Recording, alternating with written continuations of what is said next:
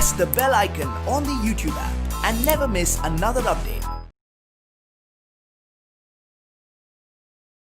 Hello students, welcome to lecture number 20 of chemical bonding. So in the previous class we had gone through the concepts of designations of molecular orbitals. Under that we have learnt how the molecular orbitals are going to be generated and how can we represent them with a different names. That means a sigma bonding molecular orbital, sigma anti-bonding molecular orbital, pi bonding molecular orbital and pi anti-bonding molecular orbitals. These are all the designations of molecular orbitals. Okay, in this class we will have a continued session of molecular orbital theory, that is we need to discuss regarding the postulates of molecular orbital theory or silent features of molecular orbital theory. Okay, here in this context we need to go through the brief concept of molecular orbital theory. What we have explained, what we are going to learn in MOT is explained under this postulates context. Okay, here the first postulate it is regarding the formation of MOs. How the MOs are going to be formed? Heng form agtade molecular orbitals? By the combination of atomic orbitals. ಈ process ಅನ್ನು ಏನಂತ ಕರಿತೀವಿ? Molecular orbitals ಅಲ್ಲಿ ಎರಡು atomic orbitals ಗಳನ್ನ combine ಮಾಡತಕ್ಕಂತ process ಅನ್ನು ಏನಂತ ಕರಿತೀವಿ ನಾವು? Linear combination of atomic orbitals, LCAO method ಅಂತ ಕರಿತೀವಿ ಅಲ್ವಾ? How the molecular orbitals are formed? A molecular orbitals are formed by the LCAO. That means molecular orbitals are formed by the linear combination of atomic orbitals. When two atomic orbitals combined in a linear combination manner, it results in the formation of a molecular orbitals. ಎರಡು atomic orbitals ಗಳನ್ನ LCAO method ಅಲ್ಲಿ combine ಮಾಡಿದಾಗ ನಮಗೆ molecular orbitals generate ಆಗ್ತದೆ. This is regarding the first point. Okay, when the atomic orbitals approaches each other, say suppose A is one atomic orbital, B is another atomic orbital ಅನ್ಕೊಳ್ಳಿ. When they approach each other, what happens?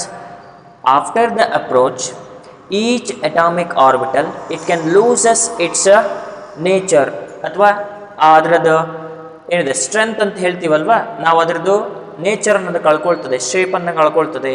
Okay, when the atomic orbitals approach each other, they lose their identity ಅಥವಾ shapes ಏನಾದರೂ ಆಗಿರ್ಬೋದು, energy, they lose their shapes or identity loss ಮಾಡ್ಕೊಂಡ್ಬಿಟ್ಟು they are going to form a new set of orbitals.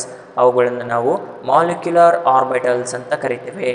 when the atomic orbitals approach each other, both the atomic orbitals has lose their identity and that leads to the formation of a new set of orbitals called molecular orbitals. Out of that, one set will be bonding molecular orbital and another set will be anti-bonding molecular orbital.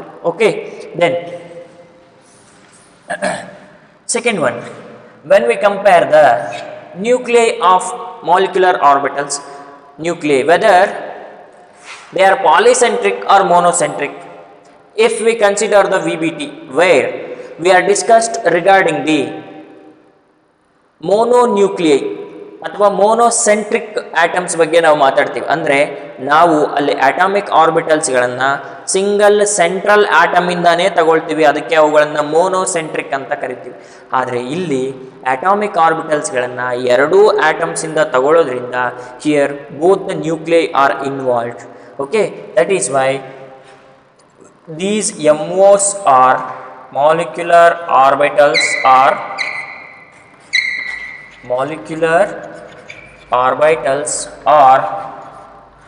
polycentric in nature.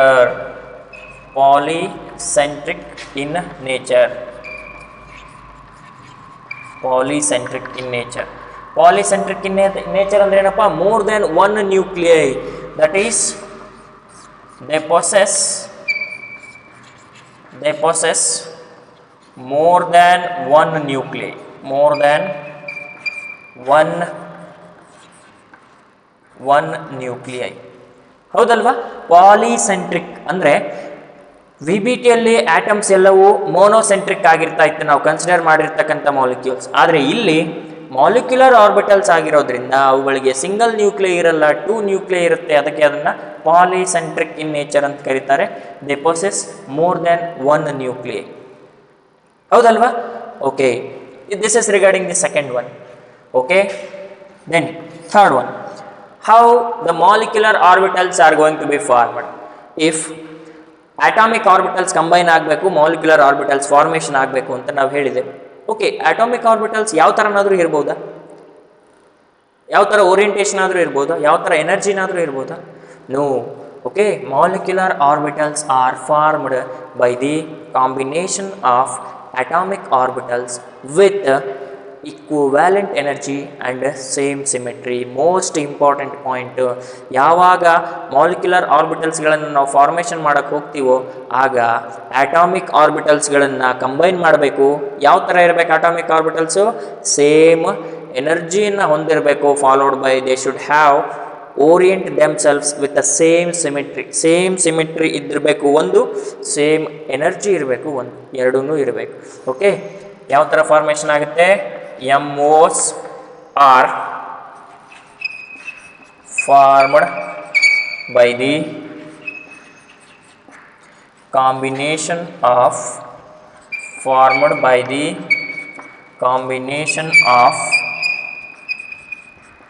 atomic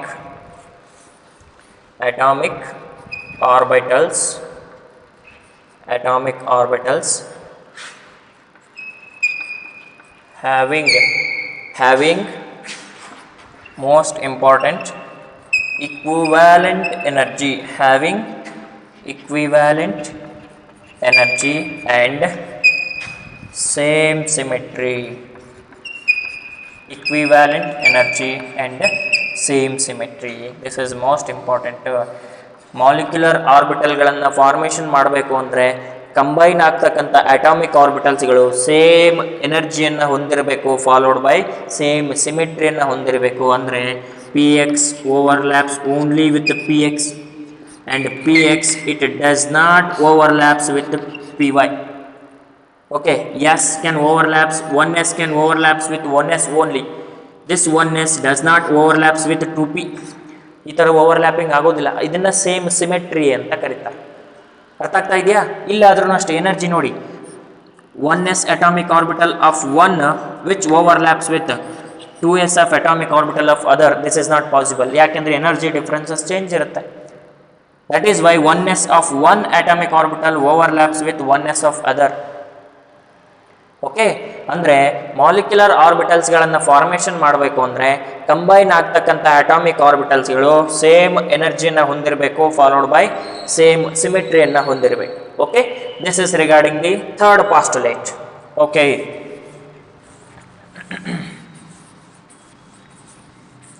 next the fourth one, it is regarding the how many number of molecular orbitals are formed by the combination of how many number of atomic orbitals. ಅಂದರೆ ಎಷ್ಟು atomic ಆರ್ಬಿಟಲ್ಸ್ಗಳನ್ನು combine ಮಾಡಿದ್ರೆ ಎಷ್ಟು molecular orbitals formation ಆಗುತ್ತೆ, whether that is equal or different, ಅದು ನೋಡೋಣ. ಏನಾದರೂ changes ಆಗುತ್ತಾ? No changes. ನಾವು ಎಷ್ಟನ್ನು ಅಟಾಮಿಕ್ ಆರ್ಬಿಟಲ್ಸ್ಗಳನ್ನು ಕಂಬೈನ್ ಮಾಡ್ತೀವೋ ಅಷ್ಟು ಮಾಲಿಕ್ಯುಲರ್ ಆರ್ಬಿಟಲ್ಸು ಜನರೇಟ್ ಆಗುತ್ತೆ. That is why the number of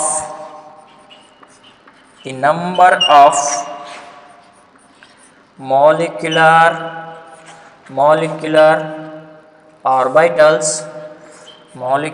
orbitals equal to number of molecular orbitals is equal to number of atomic orbitals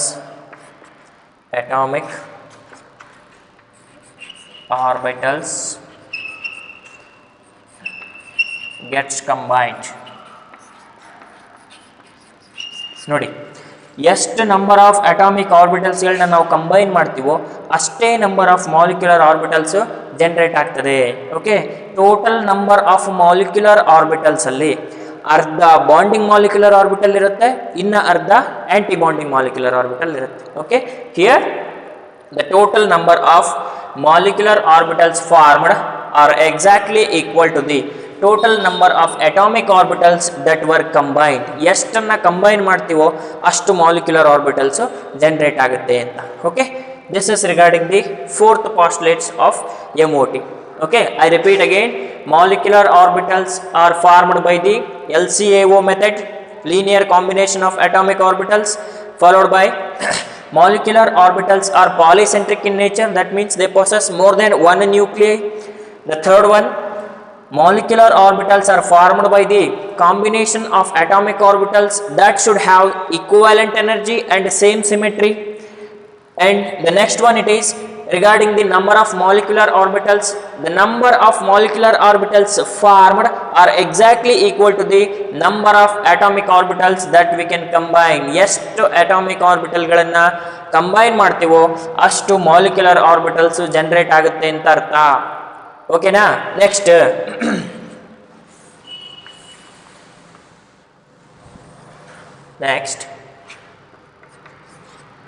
next it is regarding the shape. The shape of molecular orbital. The shape of molecular orbital is depends on the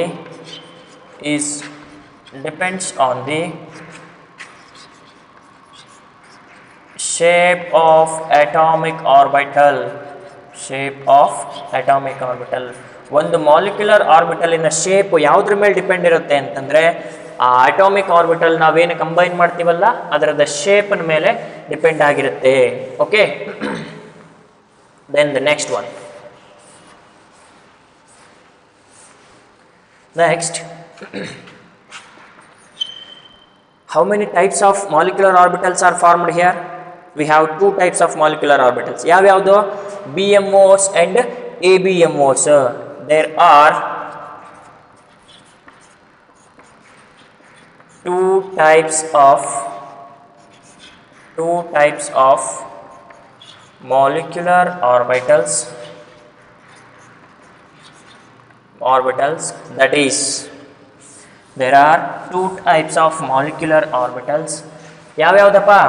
one BMO ಅಥವಾ bonding molecular orbital.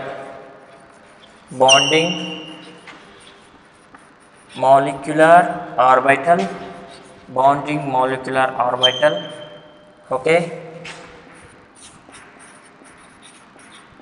Bonding molecular orbital and which possess, ನಾನು ಆವಾಗಲೇ ಹೇಳಿದ್ದೀನಿ ಇದಕ್ಕೆ energy ಕಡಿಮೆ ಇರ್ತದೆ ಅಂತ. Which possess less energy and more stability. Less energy and more stability. Okay, next one more thing, it is anti-bonding molecular orbital. The second one, it is anti-bonding molecular orbital. Molecular orbital, that means ABMO. Okay, these can possess high energy or more energy and less stability. Okay, these can possess more energy. These can possess more energy and less stability. ನೋಡಿ, two types of molecular orbitals ಇರುತ್ತೆ. ಒಂದು BMO ಅಂತ ಕರಿತೇವೆ, ಅದಕ್ಕೆ energy ಕಡಿಮೆ ಇರುತ್ತೆ, stability ಜಾಸ್ತಿ ಇರುತ್ತೆ. ಯಾಕೆ ಅಂತ ನಾನು ಆಗಲೇ ಡಿಸ್ಕಸ್ ಮಾಡಿದ್ದೇನೆ. Okay, another one anti bonding molecular orbital ABMO, ಅದಕ್ಕೆ ಎನರ್ಜಿ ಜಾಸ್ತಿ ಇರುತ್ತೆ, stability as usual it is less stable, more energy. Okay, this is regarding the next postulate. Then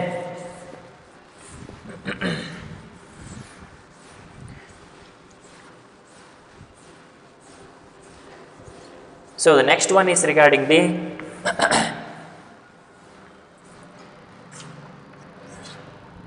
the number of molecular orbitals. ಎಷ್ಟು molecular orbitals ಇರುತ್ತೆ, ಅದರಲ್ಲಿ bonding ಎಷ್ಟು, aunty bonding ಎಷ್ಟು. Out of all molecular orbitals, out of all molecular orbitals, half will be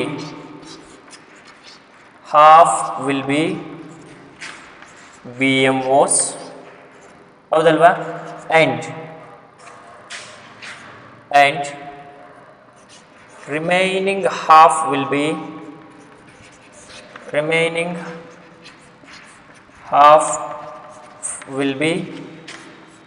ABMOs. ಇದನ್ನ ನೀವು ನೆನ್ಪಿಟ್ಕೋಬೇಕು. Okay, total number of molecular orbitals ಎಷ್ಟು generate ಆಗ್ತವೋ ಅದರಲ್ಲಿ ಎಕ್ಸಾಕ್ಟ್ಲಿ ಅರ್ಧ ಬಾಂಡಿಂಗ್ ಮಾಲಿಕ್ಯುಲರ್ ಆರ್ಬಿಟಲ್ ಇರುತ್ತೆ, ಇನ್ನ ಉಳಿದಿರೋ ಅರ್ಧ ಆಂಟಿ ಬಾಂಡಿಂಗ್ ಮಾಲಿಕ್ಯುಲರ್ ಆರ್ಬಿಟಲ್ ಇರುತ್ತೆ ಅಂತ.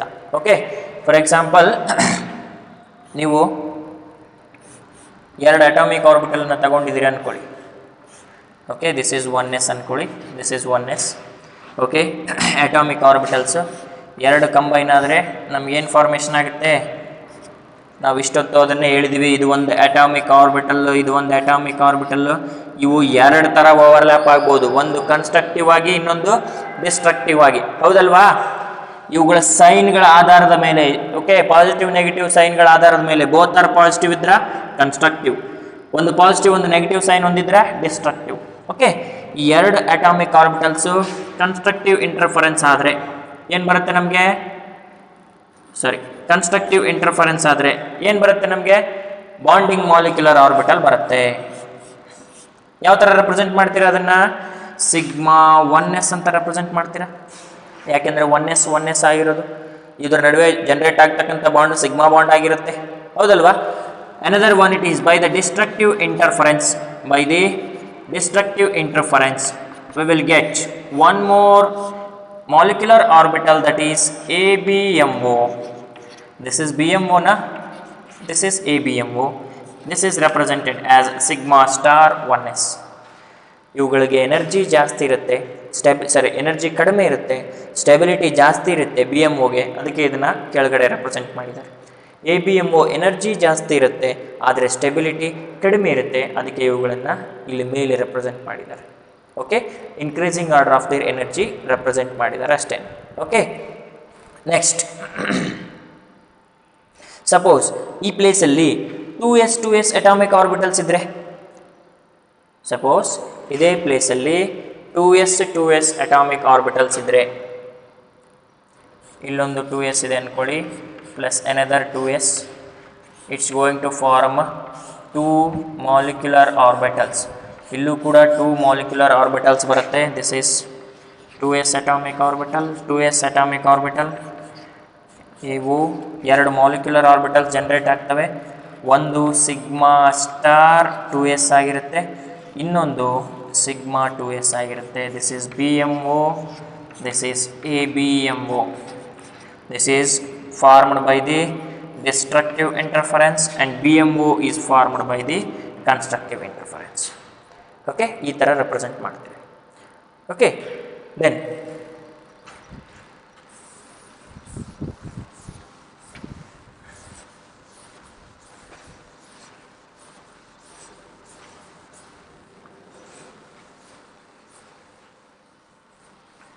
ನೋಡಿ, ಇನ್ನೊಂದು ಪಾಯಿಂಟನ್ನು ನೀವು ಇಂಪಾರ್ಟೆಂಟಾಗಿ ನೆನ್ಪಿಟ್ಕೋಬೇಕು. ಏನಂದರೆ that is regarding the arrangement of these molecular orbitals. ನಾವೇನು ಮಾಲಿಕ್ಯುಲರ್ ಆರ್ಬಿಟಲ್ಸನ್ನು ಬರೆದ್ವಲ್ವ, ಅವುಗಳನ್ನು ಯಾವ ಆಧಾರದ ಮೇಲೆ ಅರೇಂಜ್ ಮಾಡಬೇಕು.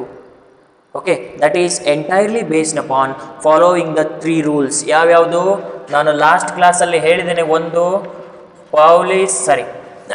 ಹಾಫ್ಬೌಸ್ ಪ್ರಿನ್ಸಿಪಲ್, ಹೌದಲ್ವಾ, Aufbau principle first one. Second one, Hund's rule. The third one, it is Pauli's exclusion principle.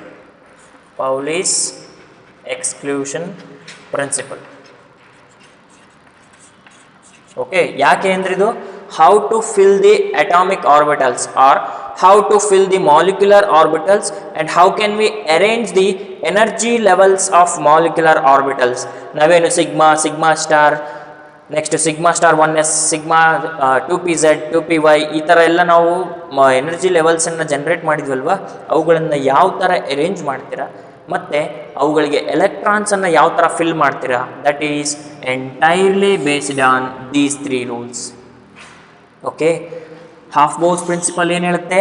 According to Aufbau principle we can fill the electrons in to the various atomic orbitals in the increasing order of their energies. ಅಂದರೆ molecular ಆರ್ಬಿಟಲ್ಸ್ಗಳನ್ನು first ನಾವು increasing ಆರ್ಡ್ರಲ್ಲಿ arrange ಮಾಡ್ತಾ ಹೋಗಬೇಕು. First ಕಡಿಮೆ ಇರೋದು, ಅದಕ್ಕಿಂತ ಸ್ವಲ್ಪ ಜಾಸ್ತಿ ಎನರ್ಜಿ, ಅದಕ್ಕಿಂತ ಸ್ವಲ್ಪ ಜಾಸ್ತಿ ಎನರ್ಜಿ, ಈ ಥರ ನಾವು ಇನ್ಕ್ರೀಸಿಂಗ್ ಆರ್ಡ್ರಲ್ಲಿ ಅವುಗಳ ಎನರ್ಜಿ ಲೆವೆಲ್ಸ್ಗಳನ್ನು ಅರೇಂಜ್ ಮಾಡ್ತಾ ಹೋಗಬೇಕು. That is first point. Second point that is regarding the filling of electrons in to those molecular orbitals. ಯಾವ ಥರ ಫಿಲ್ ಮಾಡಬೇಕು? First we have to fill the atomic orbital, the molecular orbital with lower energy.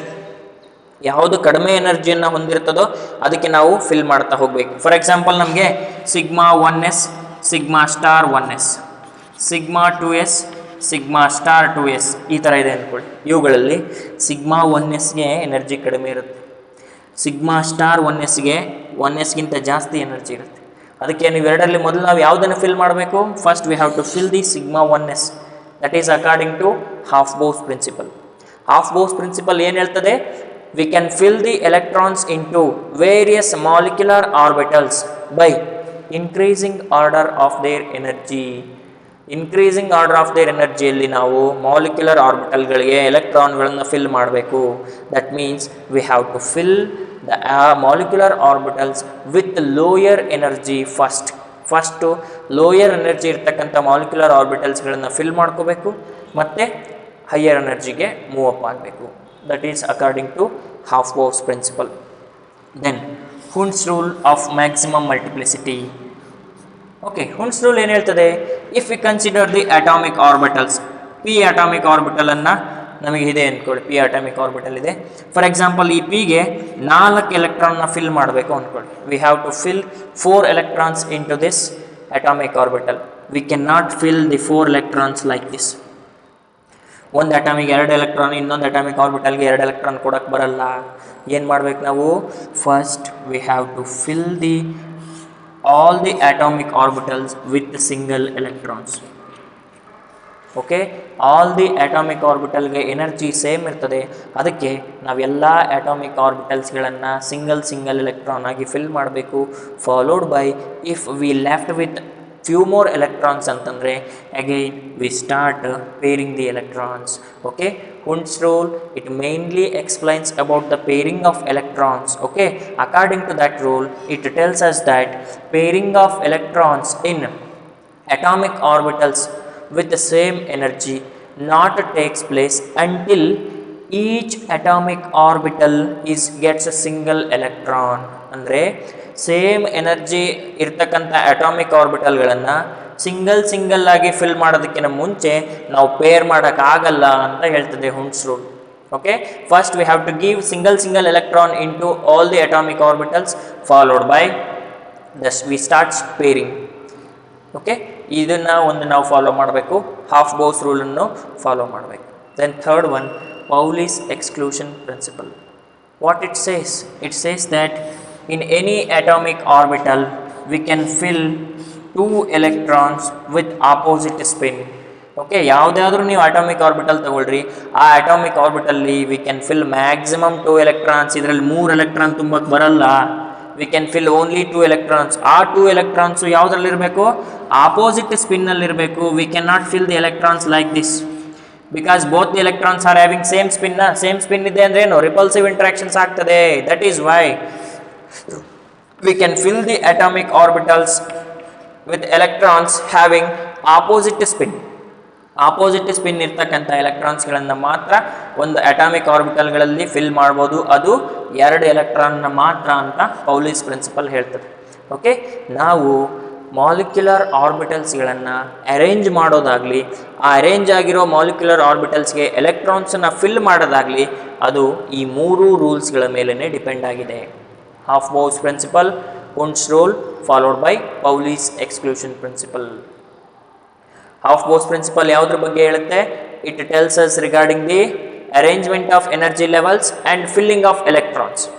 Here Hund's rule, it tells us about the pairing of electrons. Pauli's exclusion principle, it tells us about the maximum possibility of filling the electron into each atomic orbital and nature of the electrons, nature of the spinning of electrons anna Pauling exclusion principle ಹೇಳುತ್ತೆ. Okay, this is regarding the postulates of molecular orbital theories. Okay, next.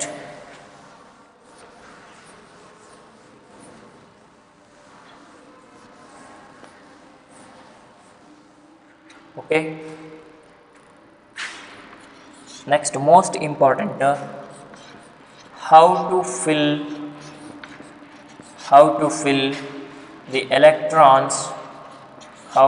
the electrons, into molecular orbitals, athwa how to write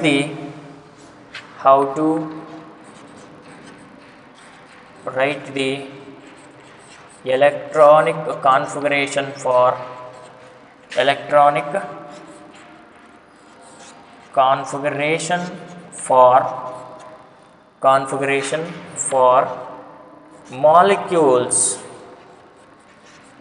molecules. ಏನು ಹೀಗಂದರೆ how to write the electronic configuration of molecules ಅಂತಂದರೆ, suppose if you can take an example of oxygen atomic number ಎಷ್ಟಪ್ಪ 7. how can we write the electronic configuration for this? 1s2 2s2 2p4 ಈ ಥರ ನಾವು ಬರೀತೀವಿ. this is the atom. ಇದು electronic configuration. ನಾವು ಆವಾಗಲೇ ಹೇಳಿದ್ದೇವೆ, ಆಟಮ್ಸಿಗೆ electronic ಕಾನ್ಫಿಗರೇಷನನ್ನು ಈ ಥರ ರೆಪ್ರೆಸೆಂಟ್ ಮಾಡ್ತೇವೆ, 1s 2s 2p ಅಂತ. Suppose if they have given like this O2, write the electronic configuration for the molecule O2. Oxygen ಮಾಲಿಕ್ಯೂಲ್ಗೆ ಎಲೆಕ್ಟ್ರಾನಿಕ್ ಕಾನ್ಫಿಗರೇಷನ್ ಬರೀರಿ ಅಂತ ಕೊಟ್ಟರು. ಯಾವ ಥರ ಬರೀತೀರಾ? ನಾವು ಆಲ್ರೆಡಿ ಡೆಸಿಗ್ನೇಷನ್ಸನ್ನು ಐಡೆಂಟಿಫೈ ಮಾಡಿದ್ದೇವೆ, ಯಾವ್ಯಾವ ಡೆಸಿಗ್ನೇಷನ್ಸ್ ಇದೆ ಅಂತೇಳಿ.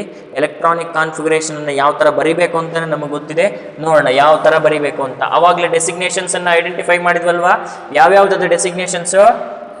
Sigma 1s followed by sigma star 1s followed by sigma 2s sigma star 2s sigma 2p set.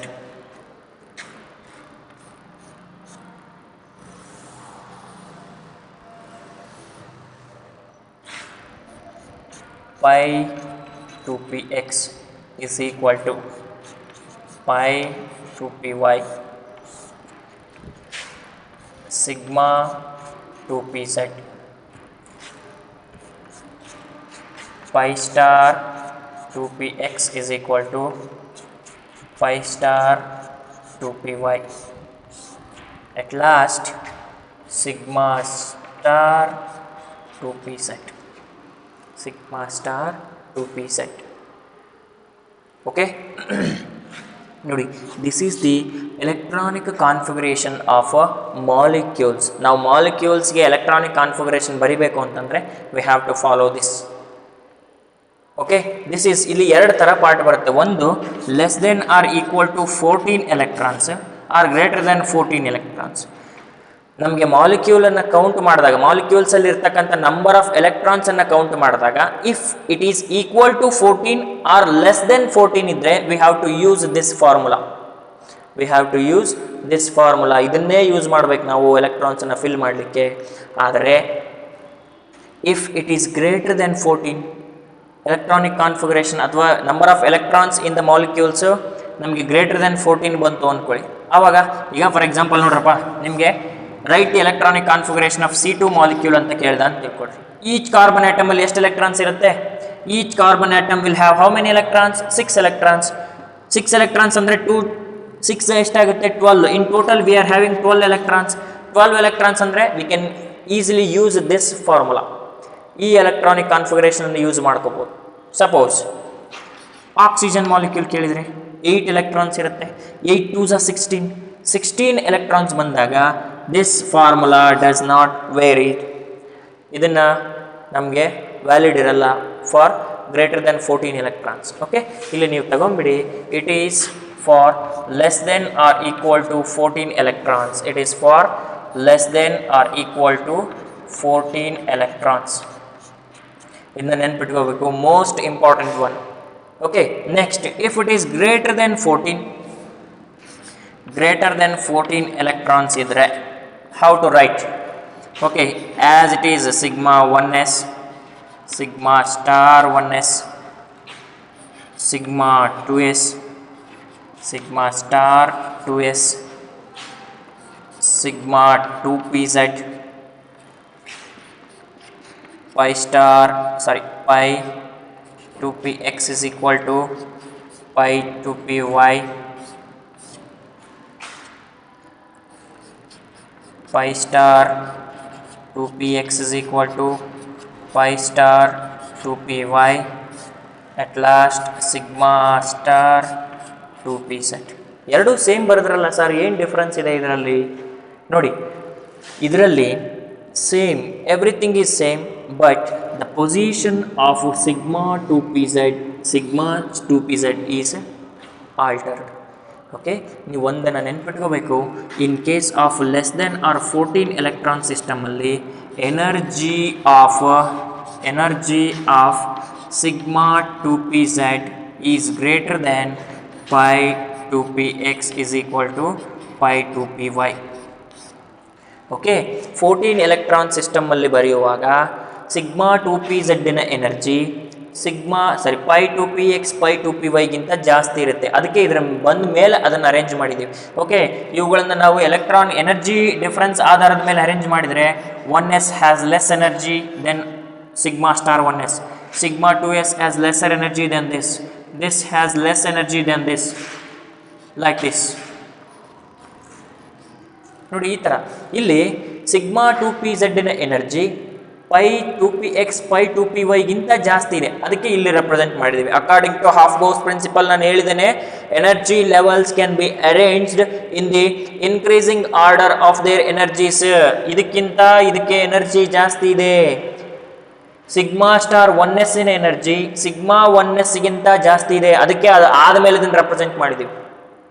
Okay, sigma 2s ನ ಎನರ್ಜಿ ಸಿಗ್ಮಾ ಸ್ಟಾರ್ 2sಗಿಂತ ಕಡಿಮೆ, ಅದಕ್ಕೆ ಇದಿಲ್ಲಿದೆ.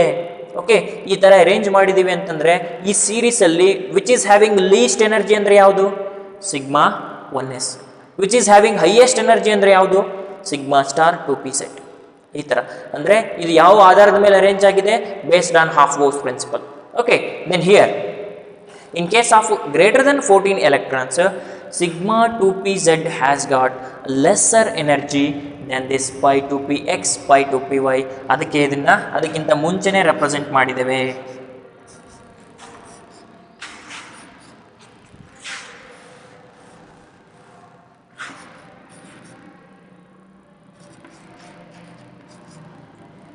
less than and less than. ನೋಡಿ, ಇದು arrangement. ಇದನ್ನು ನೀವು ಒಂದು ಕಡೆ ನೀಟಾಗಿ ಬರ್ಕೊಂಡು ಬಿಟ್ಟು ಇಲ್ಲಿ ಏನೂ ಚೇಂಜಸ್ ಇಲ್ಲ, ಎರಡೂ ಕಾಮನ್ನೇ. ಆದರೆ ಲೆಸ್ ದೆನ್ 14 ಎಲೆಕ್ಟ್ರಾನ್ ಸಿಸ್ಟಮಲ್ಲಿ ಸಿಗ್ಮಾ 2pz ನ ಎನರ್ಜಿ pi 2px pi 2pyಗಿಂತ ಜಾಸ್ತಿ ಇರ್ತದೆ. ಅದಕ್ಕೆ ಅದಾದಮೇಲೆ ರೆಪ್ರೆಸೆಂಟ್ ಮಾಡಿದ್ದೇವೆ. ಗ್ರೇಟರ್ ದೆನ್ 14 ಎಲೆಕ್ಟ್ರಾನ್ಸಲ್ಲಿ ಈ pi 2px pi 2pyಗಿಂತ ಕಡಿಮೆ ಎನರ್ಜಿ ಇದಕ್ಕಿರುತ್ತೆ. ಅದಕ್ಕೆ ಇಲ್ಲಿ ರೆಪ್ರೆಸೆಂಟ್ ಮಾಡಿದ್ದೇವೆ. ಇದನ್ನು ಒಂದು ಟ್ರಿಕ್ಸ್ ಹೇಳ್ತೇನೆ, ನೆನ್ಪಿಟ್ಕೊಳ್ಳಿ. ಇಲ್ಲಿ ಇದನ್ನು ರೆಪ್ರೆಸೆಂಟ್ ಮಾಡಲಿಕ್ಕೆ ಇದನ್ನು 2 ಅಂತ ಕನ್ಸಿಡರ್ ಮಾಡಿ. ಯಾವುದನ್ನು? pi 2px pi 2py ಅನ್ನು ಇದನ್ನು 2 ಅಂತ ಕನ್ಸಿಡರ್ ಮಾಡಿ. ಯಾಕೆಂದರೆ ಎರಡೆರಡು ಇದೆ ಅಲ್ಲಿ ಮಾಲಿಕ್ಯುಲರ್ ಆರ್ಬಿಟಲ್ಸ್. Sigma 2pz ಎಲ್ಲಿದೆಯಪ್ಪ? ಇಲ್ಲಿ ಮಿಡ್ಲಲ್ಲಿದೆ. ಇಲ್ಲೊಂದಿದೆಯಾ? ಇಲ್ಲೊಂದು. ಇದನ್ನ ಏನಂತ ಕರಿಬೋದು ನಾವು? 2-1-2-1 ಕಾನ್ಫಿಗರೇಷನ್ ಅಂತ ನೆನ್ಪಿಟ್ಕೊಳ್ಳಿ ನೀವು. ಅಂದರೆ ಲೆಸ್ ದೆನ್ 14 ಎಲೆಕ್ಟ್ರಾನ್ಸಲ್ಲಿ first pi 2px pi 2py ಬರುತ್ತೆ, ಅದಾದಮೇಲೆ ಸಿಗ್ಮಾ 2pz ಬರುತ್ತೆ ಅಂತ ಅರ್ಥ ಇದು. ಆಮೇಲೆ pi star 2px pi star 2py ಬರುತ್ತೆ, followed by sigma star 2pz ಬರುತ್ತೆ. ಏನನ್ನು ನೆನ್ಪಿಟ್ಕೋಬೇಕು, less than or equal to 14 ಎಲೆಕ್ಟ್ರಾನ್ಸ್ಗೆ 2121 ಅಂತ ನೆನ್ಪಿಟ್ಕೊಳ್ಳಿ. ಅಂದರೆ pi 2px pi 2py first ಬರ್ತದೆ, followed by sigma 2pz followed by pi star 2px 2py followed by sigma star 2pz. ಓಕೆನಾ. ಎನರ್ಜಿ ಡಿಫ್ರೆನ್ಸ್ ಇಲ್ಲೇ ನೋಡ್ಕೋಬಹುದು, ಇದಕ್ಕೆ ಕಡಿಮೆ ಇರ್ತದೆ, then this then this then this. Then greater than 14 ಎಲೆಕ್ಟ್ರಾನ್ಗೆ ಯಾವ ಥರ ಇದೆ ನೋಡಿ, ಸಿಗ್ಮಾ 2pz ಆಲ್ರೆಡಿ ಇಲ್ಲಿ ಬಂದ್ಬಿಟ್ಟಿದೆ, ಅದಕ್ಕೆ ಏನಂತ ಗೊತ್ತೀರ ನೀವು, 1 5 2 ಇಲ್ಲಿ 2 ಅಟ್ ಲಾಸ್ಟ್ 1. ಸಿಗ್ಮಾ 2pz ಅನ್ನು ಅಥವಾ ಗ್ರೇಟರ್ ದೆನ್ 14 ಎಲೆಕ್ಟ್ರಾನ್ ಅನ್ನು ಯಾವ ಥರ ತಗೋತೀರಾ, 1 2 2 1 ಈ ಥರ ನೆನ್ಪಿಟ್ಕೊಳ್ಳಿ. ಇಲ್ಲಿಂದ ಹಿಂದಿಂದು ಆ್ಯಸ್ ಇಟ್ ಈಸ್ ಕಾಮನ್ ಇರ್ತದೆ, ಎರಡು up to sigma star 2s ವರೆಗೂ it is common. Okay, up to sigma star 2s it is common. ಎಲ್ಲಿಂದ ಚೇಂಜ್ ಆಗ್ತದೆ, ಇಲ್ಲಿಂದ ಚೇಂಜ್ ಆಗುತ್ತೆ. ಲೆಸ್ ದೆನ್ 14 ಎಲೆಕ್ಟ್ರಾನ್ಸ್ ಇದ್ದರೆ ಇದನ್ನು ನೆನ್ಪಿಟ್ಕೊಳ್ಳಿ, ಅಂದರೆ ಪೈ 2px ಪೈ 2py ಮುಂಚೆ ಬರುತ್ತೆ, ಅದಾದಮೇಲೆ ಸಿಗ್ಮಾ 2pz ಬರುತ್ತೆ. ಗ್ರೇಟರ್ ದೆನ್ 14 ಸಿಸ್ಟಮಲ್ಲಿ ಫಸ್ಟ್ ಸಿಗ್ಮಾ 2pz ಬರುತ್ತೆ, ಆಮೇಲೆ ಪೈ 2px 2py ಬರುತ್ತೆ. ಇಷ್ಟೇ ಸಿಂಪಲ್ ಲಾಜಿಕನ್ನು ನೆನ್ಪಿಟ್ಕೊಳ್ಳಿ. ಈಗ ನಾವು ಈ ಮಾಲಿಕ್ಯುಲರ್ ಅಥವಾ ಈ ಎಲೆಕ್ಟ್ರಾನಿಕ್ ಕಾನ್ಫಿಗರೇಷನ್ನ ಬಳಸ್ಕೊಂಡು ನಾವು ಮಾಲಿಕ್ಯೂಲ್ಸ್ಗಳ ಎಲೆಕ್ಟ್ರಾನಿಕ್ ಕಾನ್ಫಿಗರೇಷನನ್ನು ಬರಿಬೋದು ಈಸಿಯಾಗಿ. ಅರ್ಥ ಆಯ್ತಪ್ಪ. ಬೈ ಯೂಸಿಂಗ್ ದಿಸ್ ಸಿಸ್ಟಮ್ ನಾವು ಫಸ್ಟ್ ಕೌಂಟ್ ಮಾಡ್ಕೋಬೇಕು, ನಂಬರ್ ಆಫ್ ಎಲೆಕ್ಟ್ರಾನ್ಸು ಆ ಮಾಲಿಕ್ಯೂಲ್ಸಲ್ಲಿ ಅದು 14ಕ್ಕಿಂತ ಜಾಸ್ತಿ ಇದೆಯಾ ಕಡಿಮೆ ಇದೆಯಾ ಅಂತ. ಕಡಿಮೆ ಇದ್ದರೆ ಈ ಫಾರ್ಮುಲಾ ಯೂಸ್ ಮಾಡ್ಕೋಬೇಕು, ಜಾಸ್ತಿ ಇದ್ದರೆ ಈ ಫಾರ್ಮುಲಾ ಯೂಸ್ ಮಾಡ್ಕೋಬೇಕು. ಎರಡರಲ್ಲೂ ಅಂಥ ಡಿಫರೆನ್ಸ್ ಏನಿಲ್ಲ. The only difference is this 2 1 2 1 1 2 2 1.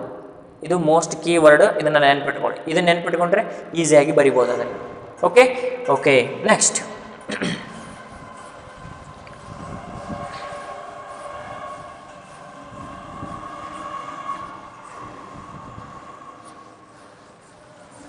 So ಈಗ ನಮಗೆ ಗೊತ್ತಾಯಿತು how to write the electronic configuration for molecules ಅಂತ.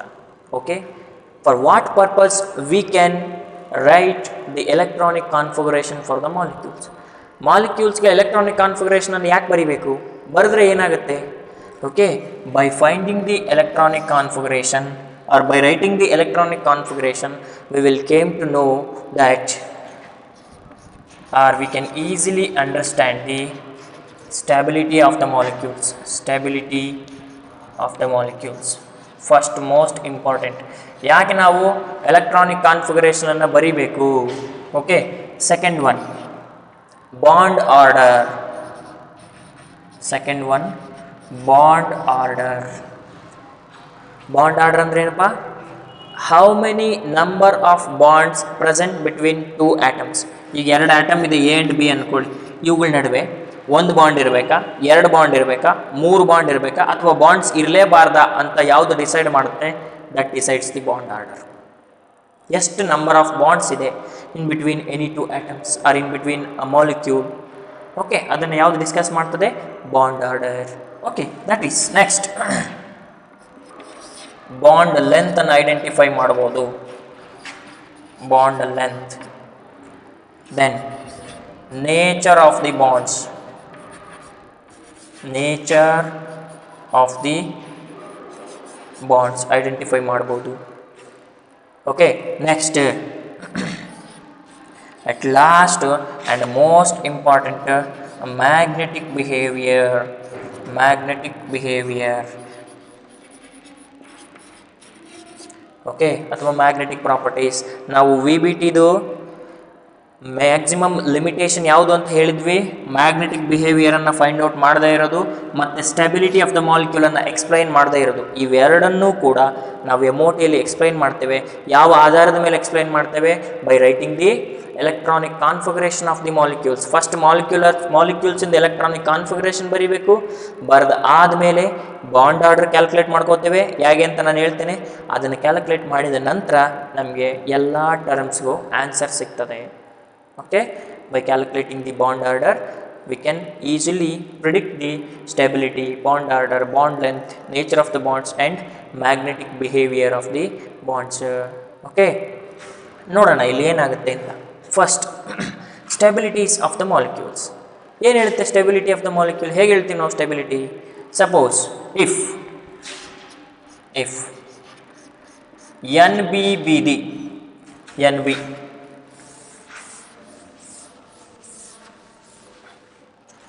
if NB is equal to number of electrons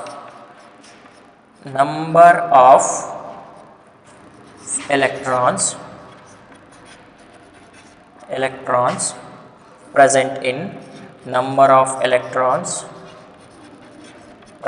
in bonding molecular orbitals. NB ಅಂದ್ರೇನು? Number of electrons present in bonding molecular orbital. ಅಂದರೆ ಯಾವುದ್ರ ಮೇಲೆ star ಇರಲ್ವಲ್ಲ ಅದರಲ್ಲಿ ಎಷ್ಟು ಎಲೆಕ್ಟ್ರಾನ್ಸ್ ಇರ್ತವೋ ಅವು. Then NA will be the number of electrons present in ABMO. NA ಅಂದ್ರೇನಪ್ಪ? Number of electrons present in anti bonding molecular orbital. ಇವುಗಳ ಆಧಾರದ ಮೇಲೆ ನಾವು ಸ್ಟೆಬಿಲಿಟಿ ಆಫ್ ದ ಮಾಲಿಕ್ಯೂಲ್ ಅನ್ನು ಹೇಳ್ಬೋದು. ಹೇಗೆ? if the value of NB is greater than NA, if the value of AB ಅಂದರೆ number of electrons present in the bonding molecular orbitals are greater than anti-bonding molecular orbitals. ನಮಗೆ ಕೊಟ್ಟಿರೋ molecules ಇರುತ್ತೆ, ಅದನ್ನು electronic configuration ಏನಿದೆ ಅಲ್ವಾ ಅದಕ್ಕೆ ಹಾಕ್ತೀವಿ. ಎಲೆಕ್ಟ್ರಾನ್ಸನ್ನು ಹಾಕಿದ ಮೇಲೆ BMOದಲ್ಲಿ ಎಲೆಕ್ಟ್ರಾನ್ಸ್ ಜಾಸ್ತಿ ಇದ್ದರೆ ದೆನ್ ABMOಗಿಂತ ಜಾಸ್ತಿ ಎಲೆಕ್ಟ್ರಾನ್ಸ್ BMOದಲ್ಲಿ ಇದ್ದರೆ ಆ ಮಾಲಿಕ್ಯೂಲನ್ನು ನಾವು ಸ್ಟೇಬಲ್ ಅಂತ ಕರಿತೇವೆ. That is called stable molecule.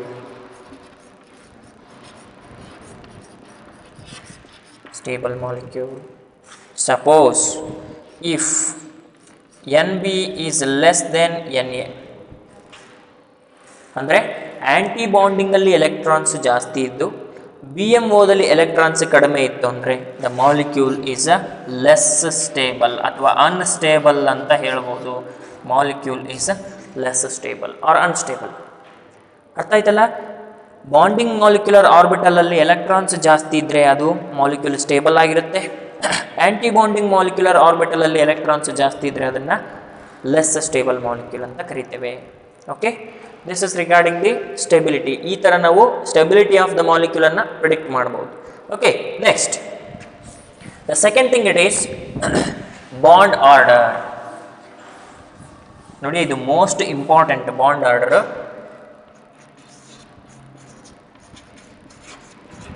Bond order. Okay, it is defined as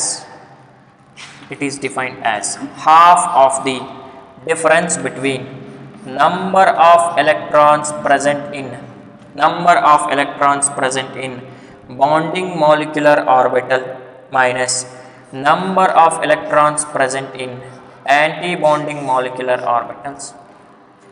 Okay, ಇದನ್ನ ನೆನಪಿಟ್ಕೊಳ್ಳಿ. It is the difference between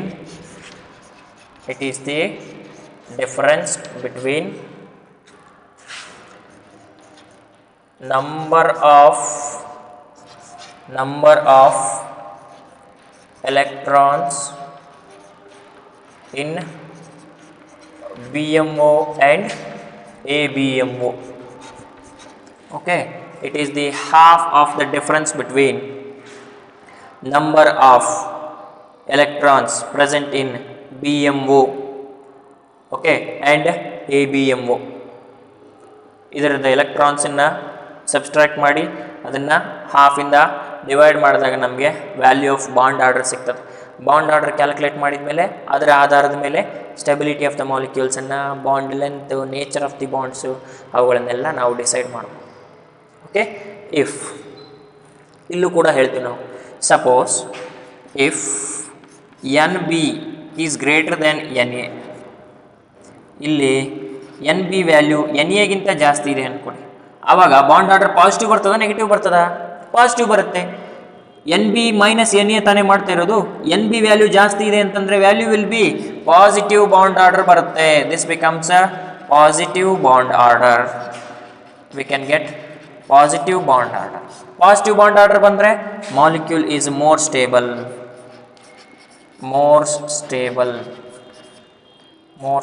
molecule.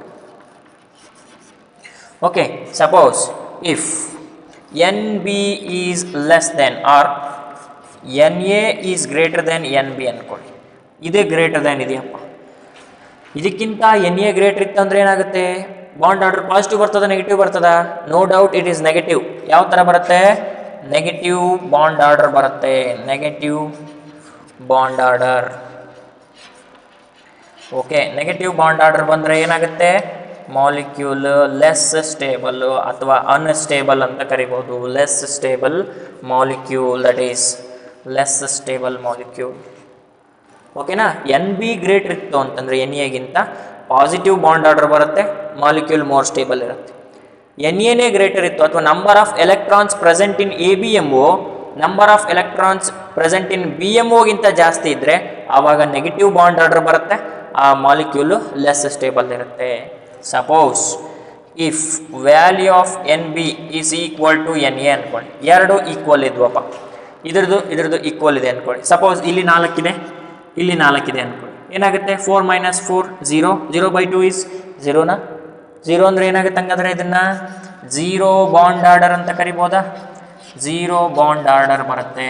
ಆವಾಗಲೂ ಕೂಡ ಮಾಲಿಕ್ಯೂಲು ಲೆಸ್ ಸ್ಟೇಬಲ್ಲೇ ಇರುತ್ತೆ. ಓಕೆ, 0 ಬಾಂಡ್ ಆರ್ಡರ್ ಬರುತ್ತೆ, ಲೆಸ್ ಸ್ಟೇಬಲ್ ಇರುತ್ತೆ. ಪಾಸಿಟಿವ್ ಬಾಂಡ್ ಆರ್ಡರ್ ನೋಡಿ, ಇದಕ್ಕೆ ಜಾಸ್ತಿ ಇದೆ ಅಂದ್ಕೊಳ್ಳಿ, ಇದು 4, ಇದು -2 ಇದೆ ಅಂದ್ಕೊಳ್ಳಿ. 4 - 2, 2/2 ಅಂದರೆ 1, ಪಾಸಿಟಿವ್ ಅಂತ ವ್ಯಾಲ್ಯೂ. ಸಪೋಸ್ ಬಿನೇ 2 ಇದ್ದು NAನೇ 4 ಇದ್ದರೆ 2 - 4 -2, -2/2 ಏನಾಗುತ್ತೆ? -1 ಆಗುತ್ತೆ. ಹೌದಲ್ವಾ? NB ವ್ಯಾಲ್ಯೂ ಜಾಸ್ತಿ ಇದ್ದರೆ ಪಾಸಿಟಿವ್ ಬಾಂಡ್ ಆರ್ಡರ್ ಬರುತ್ತೆ, ಮಾಲಿಕ್ಯೂಲ್ ಸ್ಟೇಬಲ್ ಇರುತ್ತೆ. NA ವ್ಯಾಲ್ಯೂ ಜಾಸ್ತಿ ಬಂದರೆ ನೆಗೆಟಿವ್ ಬಾಂಡ್ ಆರ್ಡರ್ ಬರುತ್ತೆ, ಮಾಲಿಕ್ಯೂಲ್ ಲೆಸ್ ಸ್ಟೇಬಲ್ ಆಗುತ್ತೆ. NA ಮತ್ತು NB ವ್ಯಾಲ್ಯೂ ಎರಡೂ ಈಕ್ವಲ್ ಇದ್ದಾಗ ನಮಗೆ ಬಾಂಡ್ ಆರ್ಡರ್ 0 ಬರುತ್ತೆ. 0 ಬಂದಾಗಲೂ ಕೂಡ ಮಾಲಿಕ್ಯೂಲು ಲೆಸ್ ಸ್ಟೇಬಲ್ ಆಗುತ್ತೆ. ಓಕೆ, ಯಾವಾಗ ಮಾಲಿಕ್ಯೂಲ್ ಸ್ಟೇಬಲ್ ಆಗುತ್ತೆ ಅಂದರೆ ಯಾವಾಗ number of electrons present in bonding molecular orbital ಜಾಸ್ತಿ ಇದ್ದಾಗ. Okay, you just remember this thing. Okay, next this is regarding the bond order. ಇದನ್ನು ನೀವು ನೀಟಾಗಿ ರಿಮೆಂಬರ್ ಮಾಡಬೇಕು, ಯಾವಾಗ ಮಾಲಿಕ್ಯೂಲನ್ನು ಸ್ಟೇಬಲ್ ಅಂತೀವಿ, ಯಾವಾಗ ಅನ್ಸ್ಟೇಬಲ್ ಅಂತೀವಿ ಅಂತ. This is the most important. Okay, next by using this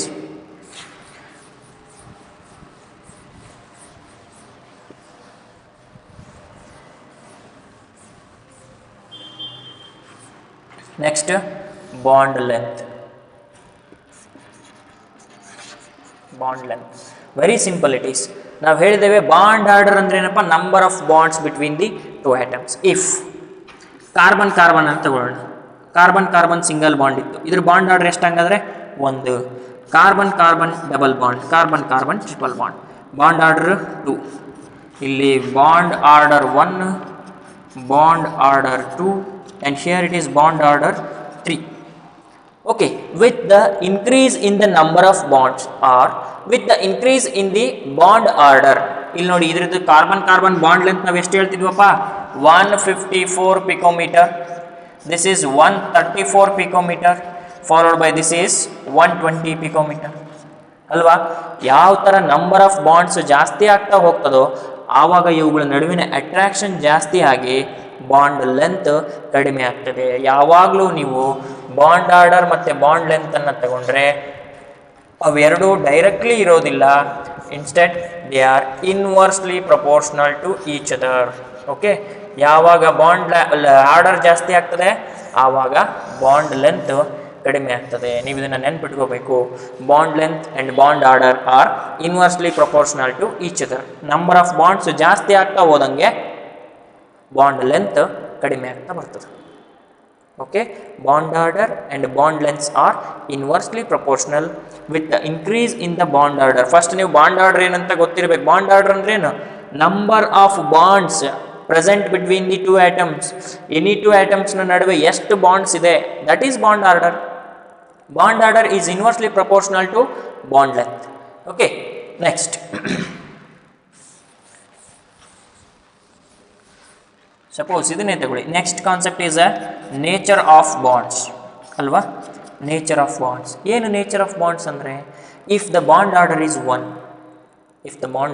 1, then a single covalent bond is present between the 2 atoms ಅಂತ ಅರ್ಥ. That is the nature of bond. If bond order is 2, then two bonds are present or two covalent bonds are present between the two atoms ಅಂತ ಅರ್ಥ. If the bond order is 3, then 3 covalent bonds are present between the two atoms ಅಂತ ಅರ್ಥ. Based upon the bond order, we can easily predict the nature of bonds. ಯಾವ ಥರ bonds, ಎಷ್ಟು number of bonds ಬರುತ್ತೆ.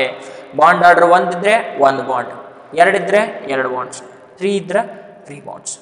This is regarding the nature of bonds. Next, magnetic behavior, most important. Magnetic behavior.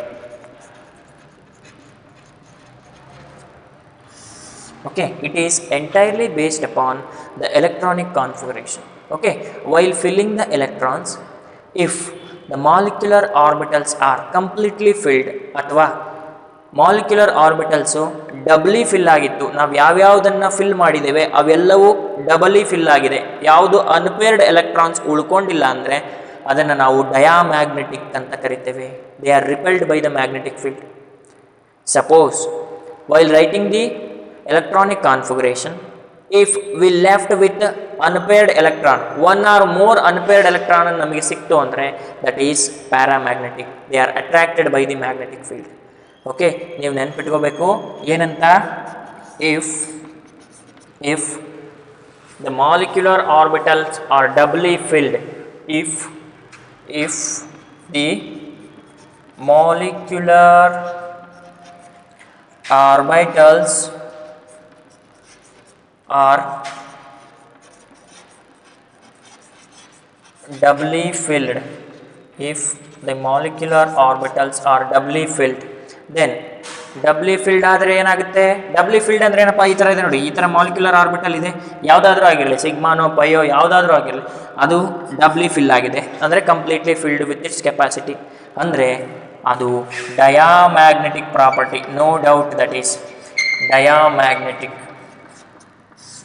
Okay, diamagnetic ಅಂದರೆ they are repelled by the magnetic field, they are not attracted by the magnetic field. Okay, next, if the molecular orbitals have, if the molecular orbitals are having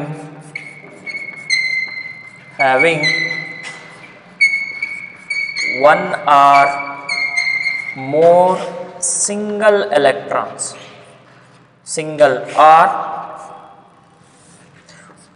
one or more single or unpaired electrons, ಇದು important, unpaired electrons ಅನ್ನು ಹೊಂದಿದ್ರೆ, unpaired electrons, then that can exhibit paramagnetic behavior. Paramagnetic ನೋಡಿ, while filling the electrons in to the molecular orbitals, ನಾನು ಅವಾಗಲೇ ಏನು ಹೇಳಿದ್ದೀನಿ, ಕಾನ್ಫಿಗರೇಷನನ್ನು ಬರೆದು ಹೇಳಿದ್ದೇನೆ. ಆ ಕಾನ್ಫಿಗರೇಷನ್ ನಿಮಗೆ ಎಲೆಕ್ಟ್ರಾನ್ಸನ್ನು ಫಿಲ್ ಮಾಡುವಾಗ ನಾವು ಎಲ್ಲಿ ತನಕ ಫಿಲ್ ಮಾಡಿರ್ತೀವೋ ಅಷ್ಟರಲ್ಲಿ, if the molecular orbitals are completely filled, if the molecular orbitals are completely filled, ಏನಂದರೆ ಕಂಪ್ಲೀಟ್ಲಿ ಅಂದರೆ ಡಬ್ಲಿ ಫಿಲ್ ಆಗಿರಬೇಕು, ಯಾವುದರಲ್ಲೂ ಈ ಥರ ಅನ್ಪೇರ್ಡ್ ಎಲೆಕ್ಟ್ರಾನ್ಸ್ ಉಳ್ಕೋಬಾರ್ದು. ಅನ್ಪೇರ್ಡ್ ಎಲೆಕ್ಟ್ರಾನ್ಸ್ ಉಳ್ಕೊಂಡ್ರೆ that can exhibit paramagnetic behavior. If that is filled with its capacity, 2 electrons fill ಆಗಿದೆ, doubly fill ಆಗಿದೆ ಎಲ್ಲ atomic orbitals ಅಂದರೆ diamagnetic. Okay, this is how we can easily predict the different properties, that is stability of the molecules, bond lengths, bond strengths, followed by the magnetic behavior by considering or by calculating the bond order. Bond order na ನಾವು calculate ಮಾಡಿದ ಮೇಲೆ we can easily predict the stability of the molecule, bond length of the molecule, bond strength of the molecule, followed by the nature of the bonds. ಎಷ್ಟು bonds ಇದೆ in between the two atoms, ಇವುಗಳು ಎಲ್ಲ ಪ್ರಾಪರ್ಟೀಸನ್ನು ನಾವು ಅಭ್ಯಾಸ ಮಾಡ್ಬೋದು. ಯಾವಾಗ? only when we know about the bond order. After the calculation of bond order only we can easily predict these properties. Okay, this is regarding the electronic configuration and their properties. Okay, so in the next class we are going to have calculation of bond order and how they can apply for these particular properties. Okay, thank you.